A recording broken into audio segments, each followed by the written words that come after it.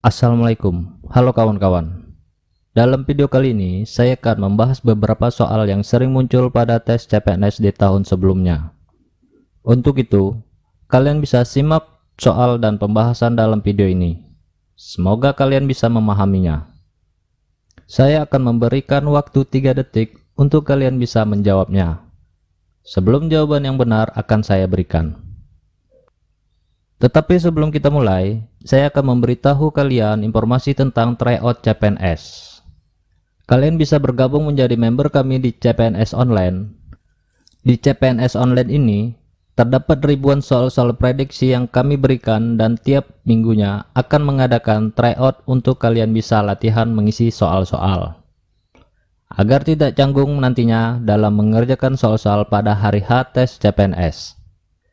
Dan kalian juga bisa mendownload soal dan pembahasannya untuk dipelajari pada waktu kalian santai. Link pendaftaran ada di deskripsi.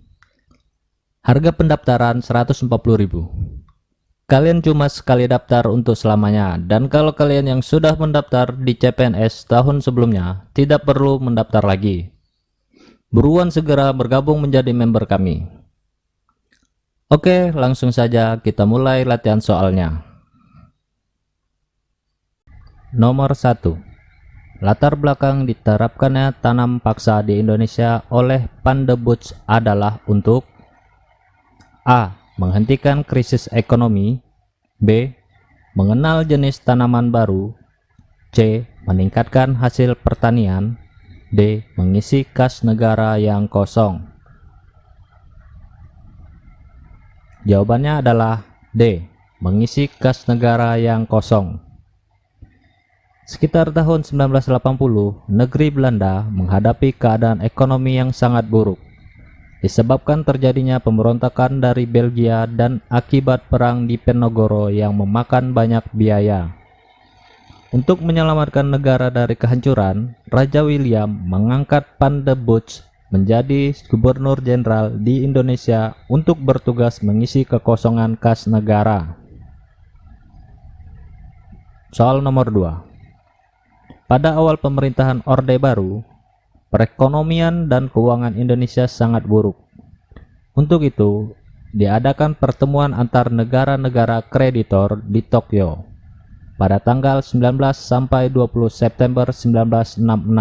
Isinya adalah A. Indonesia mendapat bantuan pinjaman dengan bunga rendah. B. Bunga rendah dibayar setelah 5 tahun dihitung sesudah penerimaan pinjaman. C. Ada beberapa negara kreditor yang memberikan pinjaman tanpa bunga. D. Persetujuan di negara-negara kreditor untuk menunda pembayaran utang Indonesia. Jawabannya adalah D. Persetujuan di negara-negara kreditor untuk menunda pembayaran utang Indonesia. Pembicaraan mengenai penyelesaian hutang-hutang dengan negara-negara kreditor dilakukan pertama kali di negara Tokyo pada tanggal 19 sampai 20 September 1966. Dilanjutkan di Paris dan mencapai kesepakatan pada tanggal 24 April 1970. Soal nomor 3. Kekalahan Jepang dalam Perang Dunia Kedua mampu menumbuhkan semangat kaum muda untuk mendesak golongan tua agar secepatnya memproklamirkan kemerdekaan. Peristiwa ini dikenal dengan nama peristiwa A. Bojong Kokosan. B. Insiden bendera di Hotel Yamato. C. Rengas Dengklok. D. Pertempuran Ambarawa. Jawabannya adalah Rengas Dengklok. Rengas Dengklok adalah tempat yang terletak di sebelah utara Karawang, Jawa Barat. Dipilihnya tempat ini karena dianggap aman, jauh dari pemantauan Jepang. Di Rengas Dengklok, para pemuda mendesak Soekarno-Hatta untuk segera memproklamirkan kemerdekaan. Soal nomor 4. Pada tanggal 14 November 1945, pemerintah mengeluarkan maklumat pemerintah yang isinya tentang tentang perubahan pemerintahan. A. Presidensial menjadi pemerintah diktator. B. Presidensial menjadi pemerintahan demokrasi parlementer. C. Presidensial menjadi pemerintahan demokrasi liberal. D. Diktator menjadi pemerintahan demokrasi liberal.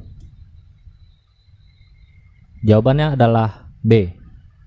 Presidensial menjadi pemerintahan demokrasi parlementer.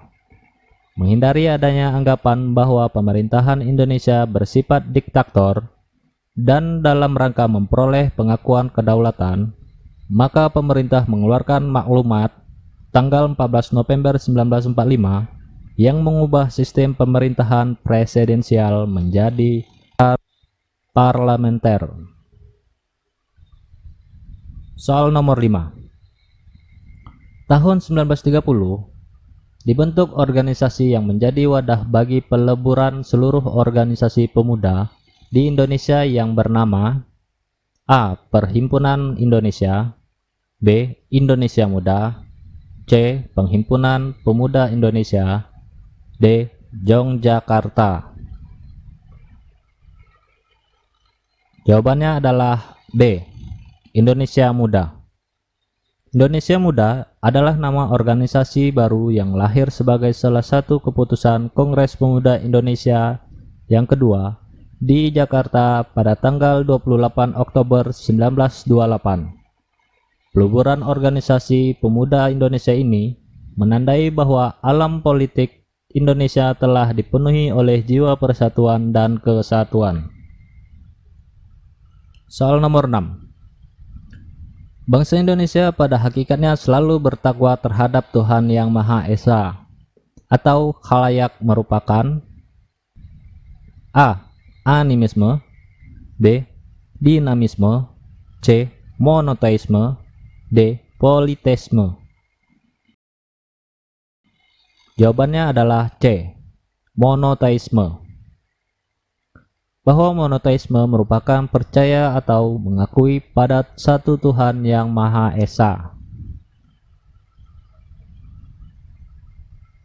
7.